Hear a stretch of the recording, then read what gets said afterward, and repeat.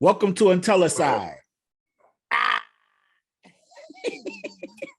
I can edit this out. Okay, well, welcome to Intellicide. I'm Anthony Gentry, and my co-host is Kyle Pominville. Today, we're going to talk about the shooting in Oxford, Michigan, and some of the contributing factors that we think may have led up to that shooting. More questions than answers, I think, but some of it is a lot of it's relevant. You're right. I mean, I'm not going to claim I have any answers to anything, but there's a lot of things that make me go, of the whole situation. So, I mean, obviously, as everybody knows, there was a shooting at the high school in Oxford, Michigan. 4 students lost their lives. There were the kid who did it was taken into custody. It's, I mean, the whole story, you know, we're not going to, I don't know that we should relate the whole story here, but it's the thing that I kind of wanted to talk about is what happened afterwards. Okay. So, the shooting happened, and then there was, the parents, they arrested them too. That was all, it took up the news, but that kind of overshadows something I thought was a little worse, was that the police had said there was literally dozens of threats phoned in to other schools in the area in the wake of the shooting. Correct. So I don't remember seeing that before in a shooting. Do you? Well, there's been others, but I mean, the volume of it seems to have I agree with that. But I think what a lot of these young individuals who are making these identical calls are attempting to get out of school is what they've determined. And it's unfortunate because the priority for them is to get a day out of school when they don't understand or they have no regard for the lives that were lost in the school shooting, right. the trauma and the panic that goes into when you make a threat like that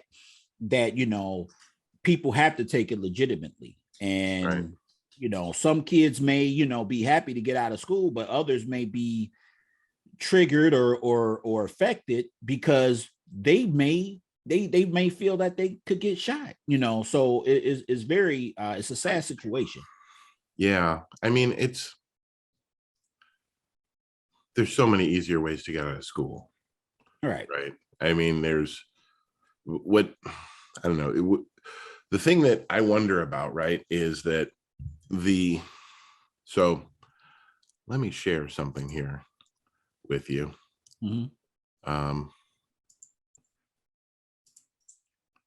There is a article that I found from Michigan State University. I mean, this is kind of a truism in parents, right? Like, this isn't anything new. I just wanted to have something to support this idea that sorry about that. It's fine.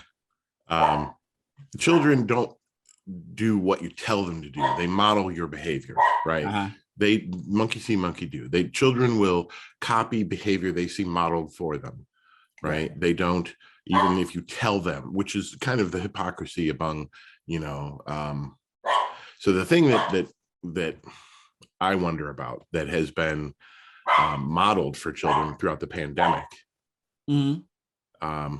is, my dog's losing it.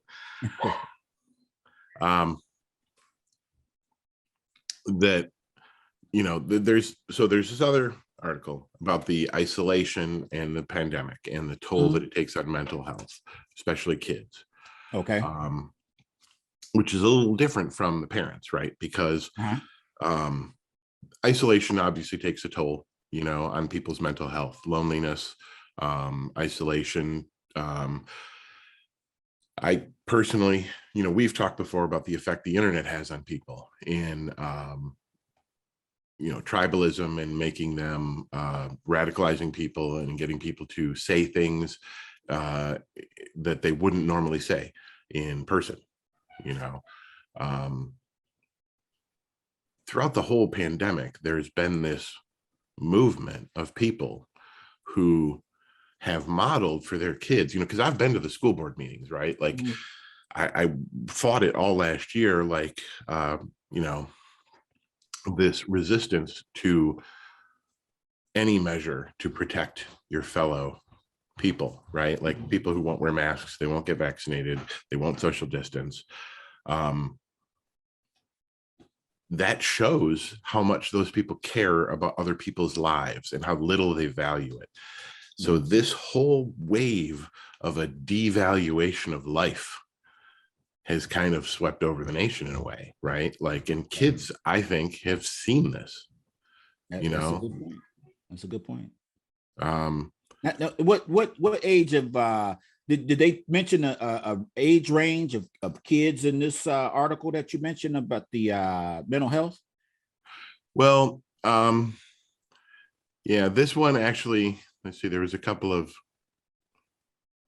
it's really because there's no real studies on it, right? Like the pandemic's still going on. So a lot of Right. what they have are quotes from children's pediatric um, MDs and stuff like that, and behavioral uh, psychologists. Right. But like,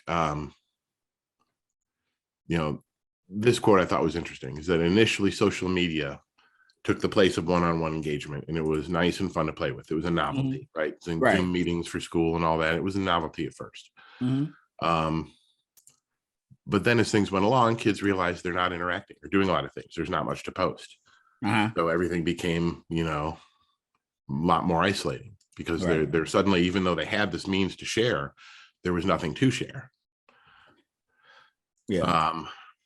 Which And that's interesting because when you initially brought up this article, I can kind of see how younger kids would be more affected because the majority of their social interactions, if not with their siblings or whatever, or play dates, would be at school. right. Now with us going, we're almost 2 years into this pandemic. Mm-hmm. And while we have seen, we're still wearing masks and there's still supposed to be social distancing, et cetera, there's been a lot of restrictions that have loosened. Mm-hmm. We got in-person school now. Yep. You got, a lot of these restaurants, full capacity eating and dining. A lot of Movie businesses are going theaters, back into the office. exactly. Movie theaters are open. So older kids, while you may not be able to get as much interaction as in school, some may still be doing distance learning, et cetera. You still have the opportunity to go out and see friends Right or now you do. Yeah. whatever. Yeah. But And there was the months of, so what I wonder about, is what effect the months of isolation had on kids when they right, did come back. right, I can only speak from my experience, which is that,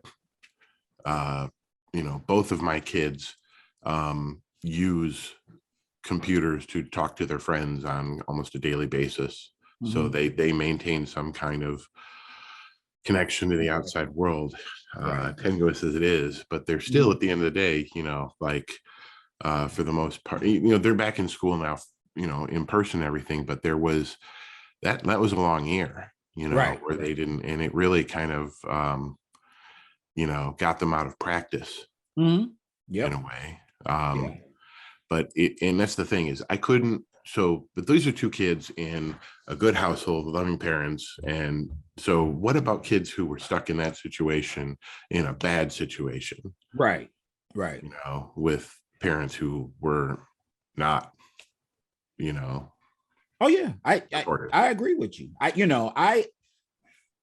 don't know if there's any easy answers, like you How said many here. other kids like that are there out here? Obviously, that's the question, right? That's the Well, thing that spurred all this is the one kid obviously had so many problems that he snapped. And then the okay, but follow-up makes me wonder how many what more kids problems are did there? he have? I mean, and I don't want to sound Mhm. callous here at Mhm. all. Right. but it seems that, you know, he did interact with his parents. Now, whether that Yeah. was not good interaction, or Mhm. what you would say fostering good behavior, Right. we can have a difference of opinion on that. But Yeah. you know, That's they going to went to the be, range. They went to the range or whatever. So you know, that was an interaction that he had with him. I haven't heard Mhm. anything else about this child's life that, you know, would to me say, yes, I can see why he, you know, was a troubled teenager. Oh I yeah, haven't I seen haven't it. figured that there's probably going to be like papers and books written about him in this situation for years to come. There's a lot of things that stick out, though. I mean, his mother wrote a lengthy blog post about how, why she voted for Trump, and how, just she was kind of anti-vax, and that's kind of what got me thinking about all of this is, if, we assume kids who have that happen were like abused or had some major mental illness. The problem is, and this is a discussion I had with another friend of mine, is that the legal definition of, mentally insane is that you don't have the ability to tell the difference between right and wrong. Right. And everybody always assumes, oh, well, he was crazy. That was what happened, is he went crazy. Well, why? How do you know he went crazy? Well, he shot up the school. Well, that's not really, because the problem is, and this is what happens a lot of time, most of these shooters are found mentally fit to stand trial. And the truth is, they understand the difference between right and wrong. They just don't care. Right. That's the key difference. They know the difference between right and wrong, but in their mind, they've devalued human life enough that they no longer care, or Right. something has desensitized them to the point that they're no longer able to care. Well, And right. it's a You know, difference between, and some people even, when it happens for, and this doesn't appear to be the case, like he wasn't bullied, but when right. things happen as a crime of passion or something, and they say, oh, well, the kid was getting revenge or something like that against people, um, there's still. So I'm sorry, I interrupted. What were you gonna? Well, I was gonna say, and I don't know what everybody else thought, but to me, and you're a parent, I'm a parent. When I heard about this shooting, and then I heard that the parents had told their son, "Don't say anything." Mhm. That troubled me because I'm thinking, if my child did something, and I've raised them what I believe are certain morals and principles, Mhm. that, hey, if you do something, I might not like it, it may be bad, but you have to stand up to the consequences of your actions. And I think that a lot of parents try to instill that in their children. Mhm. And to me, it was so out of the norm from what we would imagine a parent would do in this situation, that you would not want your child to go through any kind of, okay, yeah, I don't want to see my child in prison, but what my child did, if prison is what he deserves, then we're going to face that together. I'll be there with you, but you're going to face that. Right. It just seems so out of the norm and against the grain for these parents to tell their son that really struck me and made me think, like, what kind of household Yeah. is this, where the parent is putting that forward. Well, I mean, So and then subsequently, what they do afterwards, right? yeah, When yeah, they announced there was going to be charges, the parents abandoned the kid and ran.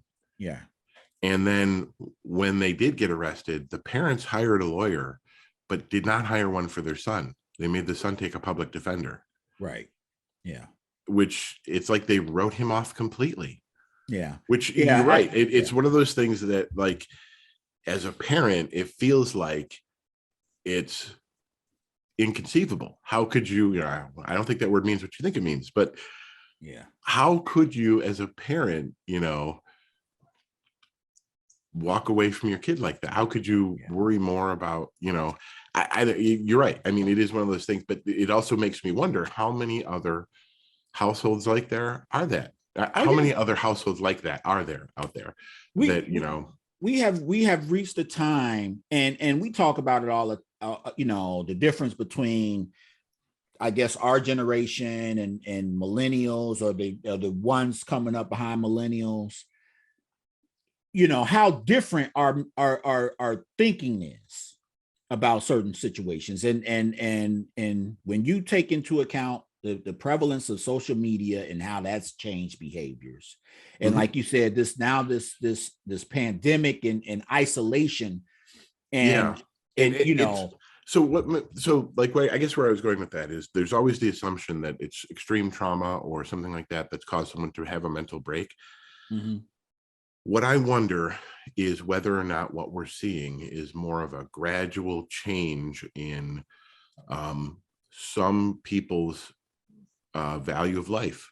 yeah, And it's not a matter of, like he wasn't abused at home, it doesn't seem, but he had behavior modeled for him that was extremely selfish, showed very little regard for human life. And that seems to be a common theme among certain groups of people, especially on the right in America, who started posting all their pictures, their Christmas, which is another thing, that a trend that started, with the congressman, and then for some reason sparked a bunch of people copying him, was right, immediately after school shooting, they post a Christmas picture of their family holding guns, right, which yeah, is like the most, like, what object could we pick that is the farthest from Christmas and the spirit of Christmas that there's possibly, a gun. yeah. No, I agree with you. It is troubling. I'll say this. I believe that church is a place that people need to turn back to, and God, and we don't have enough of that now. Mm. People may disagree with me, but again, if you look at the principles, the foundation of what is trying to be expressed in the Bible, a respect for life and a belief in the sanctity of life is the very foundation of that. Hmm. And right, as we've turned away from that, Yeah. it, we Yeah. we're getting to the situation where, like you said, Yeah. people just don't have any respect for life. And There's I don't a want to blame it on video games, like a lot of people have done in the past. Yeah, no, That no. could be a I think contributing that might factor. be a small cultural contributor to Right. the I think desensitization, right. but it's Right. absolutely not responsible for it. Exactly. There is there's a distinction to be made, I think, between church and the religious philosophy behind it, because people go to church, like, what I get what you're saying, right? There's a deep need in American society for the teachings in the philosophy underpinning the religion, right? And if you go to a good church where the priest or the pastor is good at his job, he can convey that Well, philosophy to the right. masses, to Right. his flock. If you don't go to a good church, then what you get is the tribalism of Oh church. yeah. Yeah. We've seen that too. And that's the Right. problem, is Yeah. there's a lot of these mega churches that seem to be completely absent that religious underpinning in everything they do, right? Like there are churches that are getting very political, and that are adopting that tribalism between the right and left, um, which completely just abandons the philosophy that they're supposed to be trying to convey. Mhm. And that's the problem to me, is just get involved in a church isn't necessarily going to solve it. It's like, I get what you're saying, and there is a deep need for the philosophical underpinnings that are taught in not just Christianity, but honestly, it's the same morality, honestly, that's taught in most religions. Do unto others as you would have unto yourself. How you treat the least of thee is how one is judged. I mean, that is Mhm. quite honestly a truism among most religions, you know. Um, but that underpinning, that care for fellow humans, and that willingness to do small deeds of good, are really what's needed. Oh, right. But And we if you go to apply. a good church, then yeah. Yeah. No, I hear you. And that's a good point, a good church, but people don't know because they're not exposed to it. And I just read an article not too long ago about, individuals that had left organized religion because of bad experiences. The Yeah. thing is, I don't forego going out to eat at restaurants, period, because I had a bad experience at a restaurant, at one restaurant. I may Mm-hmm. choose not to go to that particular restaurant or whatever, but I'm not going to say, hey, I'm not going to go because I had a bad experience at Red Lobster. I'm not going to go to, Steak and Shake or Mm-hmm. another seafood restaurant. But Right. people make that distinction, because if they go to a bad church with a Mm-hmm. bad leader or whatever, I'm foregoing religion. Mm-hmm. And I just don't think Yeah. that, is a fair, especially if you want to, if you believe, or if you think that there is a God, to just forego that. I don't understand that thing. But I Well, don't want no, to, not to get change too this into theological in the arguments, but right. technically Yeah. speaking, even Jesus said you don't need to have a church to worship or to honor Well, him, you listen, know. that's what you may not need, but again, you're also supposed to congregate and fellowship amongst each other. It's Right. hard to do that if you're sitting at home by yourself. True. But So, you don't, and I get what you're saying. Churches normally should be, and it's kind of the difference, right? It's like there is what a church should be, and then there's what so many churches end up being, well, and, again, it's there's it's hard to find one that meets that. we are human, Yeah. and just Hmm. as varied as our personalities are, our behaviors. Hmm. You're going to have organizations made up of people Hmm. that are just like that, Right. and are a representation of the personalities and behaviors of the people that make up that organization. So, Right. and Hey, I was again, raised I'm not Catholic. trying to change this discussion into a religious one, but that's just my Hmm. feeling. I've been a member of my church, Hmm. for a while now, and I know what changes I've seen in myself and in my family, and others have seen in me, that I attribute to my Hmm. joining a organized religion. Again, Right. you Right. know, I can't, my story can't be everyone's story, but Hmm. I got on this topic because I think that's one of the ways that I think that this country has gotten to this point now or whatever, and we're looking for answers. That's one Yeah. of my Yeah. contributors So to what could help. honestly, I think we're kind of touching on, so just my personal opinion here. There is a schism even within, um, you know, um, so like we talked about, there's a difference between the churches that are mostly tribalism and then churches that actually teach the philosophy underpinning the religions. And that's true across religions, right? Like there are good churches, good bad churches. There are good mosques, bad mosques, temples. Uh, the the issue really, I think, is that there's also, because that philosophical underpinning is so universal, it Mhm. also, you don't necessarily, so there is a vehicle towards achieving the connection to your fellow humans, right? Like there are, and this is just my personal opinion, but the answer honestly is in small acts of kindness, Mhm. that humans connecting with each other and doing small acts of kindness, bridging those gaps is how we get past this. Okay. That is what they meant by when you said congregating and doing Mhm. good with your fellow humans. It doesn't necessarily mean you just do that with people in your church. You can volunteer at a food kitchen, Mhm. or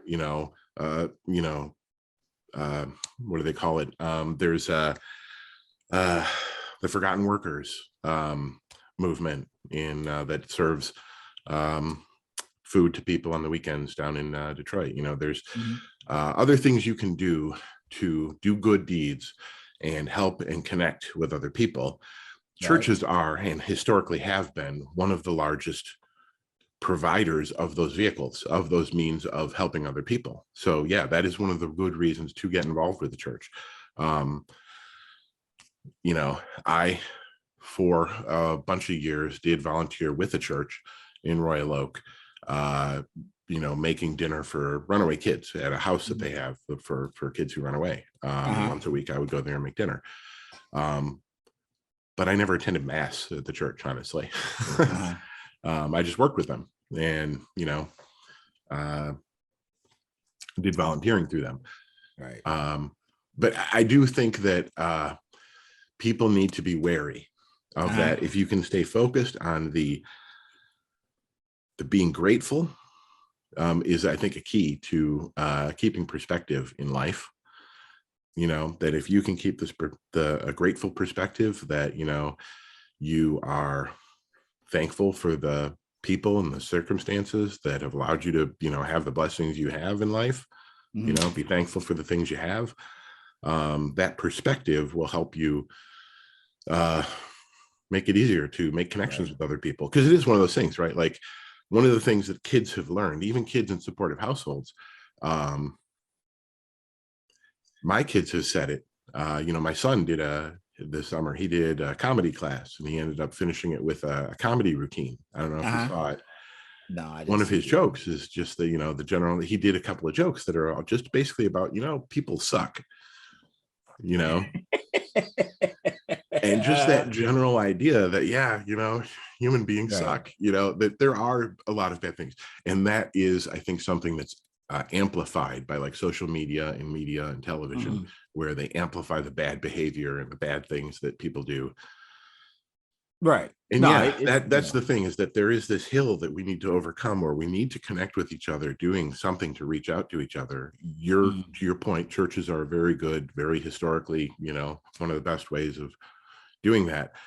The problem I have, and this is the thing, some of my family, throughout the pandemic, even, because of the isolation they experienced, and because some of the, the stress, anxiety, depression, feelings of hopelessness, which is not just in children, honestly, no. is that they went to church. They reached out to a church, which, makes sense. The problem is, some of the churches that these people have reached out to have been toxic as hell. I mean, they've turned them into,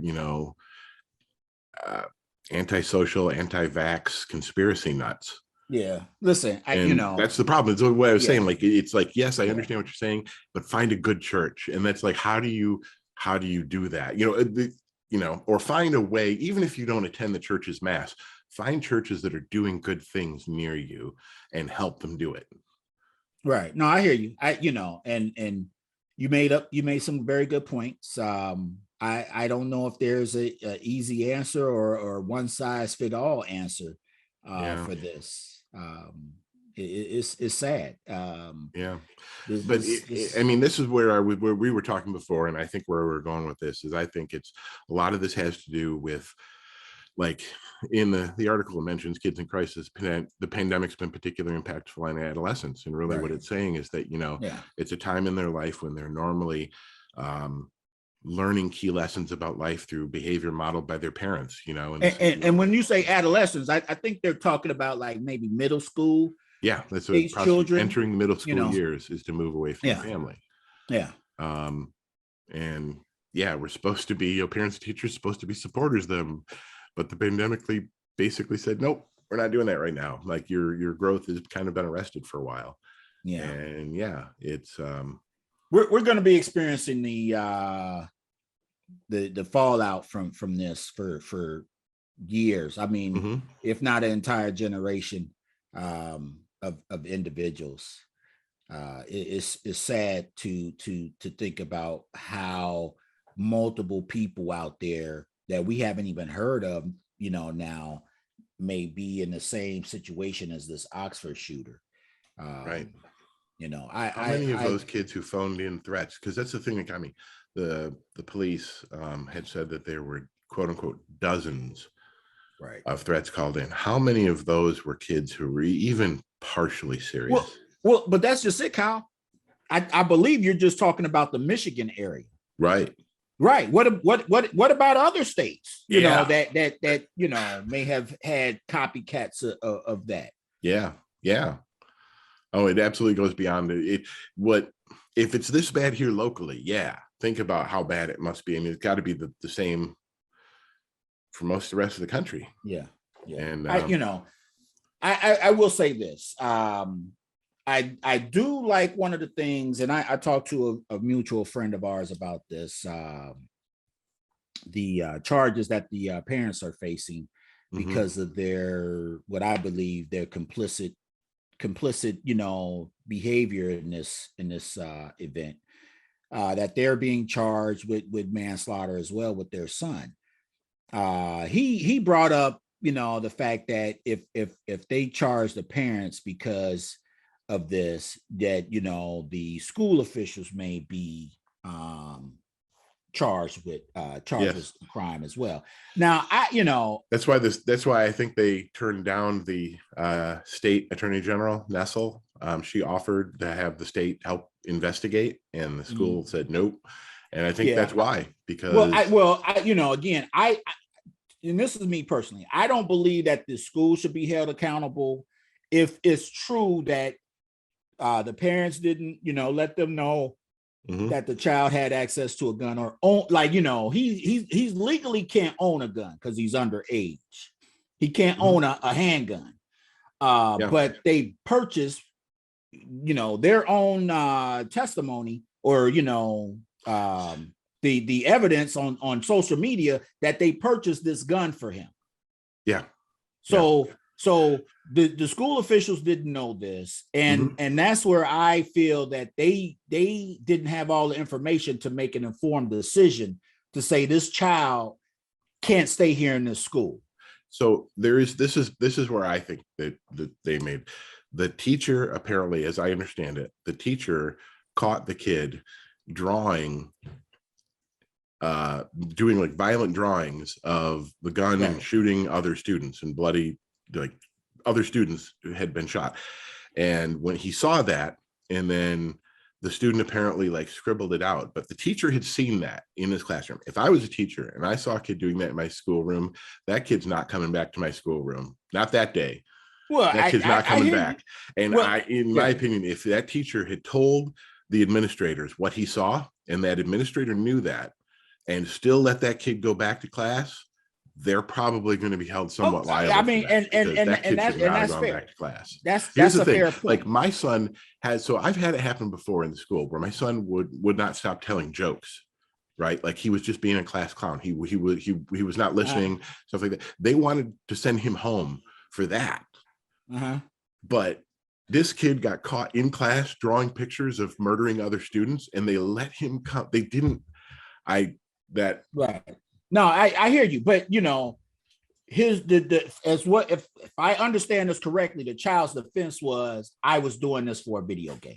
I'm not saying that justifies their actions or whatever, but you know, if there was no indication that this child had issues before, you know, I'm not sure that that's enough to get him kicked out of school. That's, you know, that's, well, the that's other thing I'm too, saying. and this is the other part that I find disturbing, is that the students apparently have been warning the administrators. Apparently several students had gone to the administrators with the fact that that kid had posted on social media. He posted several threats.